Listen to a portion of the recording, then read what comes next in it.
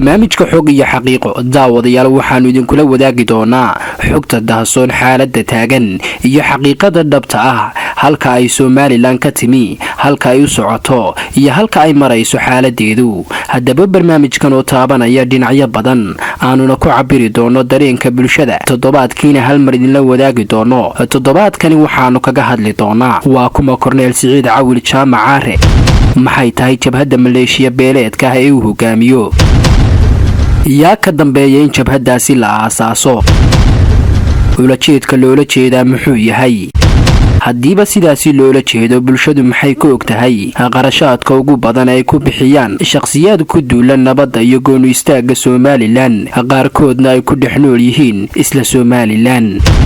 haddiiba uu Caare hogaaminayo jabhad cid gaari ku dul maamulayso duulaanna ku yahay wada noolaanshaha bulshada wada degta Soomaaliland, maxay yihiin guryaha uu ka dhisanayo Sanaag iyo Togdheer? mase la odhan karaa jabhadaasi waxaa loo aasaasay in qarashaad lagaga urursado maamulada Soomaaliya iyo Puntland? haddiiba ay dadka qaar aaminsan yihiin inuu saxan yahay Caare, maxay uga soo goosteen qaar ka mid ahaa saraakiishii jabhadaasi uguna soo noqdeen dalkooda hooyo ee Soomaaliland? shakhsiga xasuuqa dila dhaca booba dalkii uu ku barbaaray kuna dhashay ma lagu tilmaami kala haryey qaran?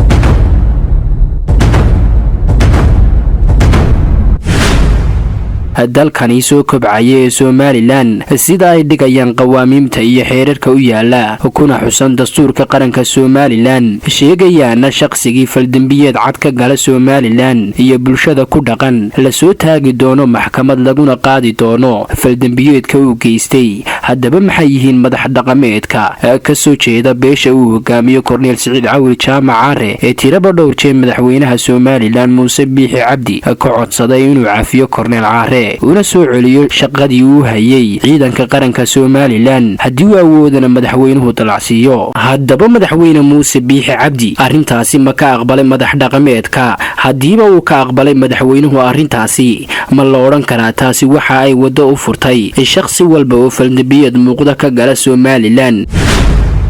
muwaadin haddii aad tahay shakhsi u soo taagnaa maalmihii qaraadhaa ee ay soo martay Soomaaliland, kumanaanka halyeyna naftooda ku waayeen sidii ay Soomaaliland u gaadhi lahayd heerka ay maanta taagan tahay, ma ka yeeli lahayd in shakhsiyaad dana gaara wata oo ku dhaqan ku dhashay ku barbaaray wadamada shisheeye lacag ku bixiyaan inay khalkhal geliyaan nabadda iyo xasiloonida wadankani soo kobcaya ee Soomaaliland?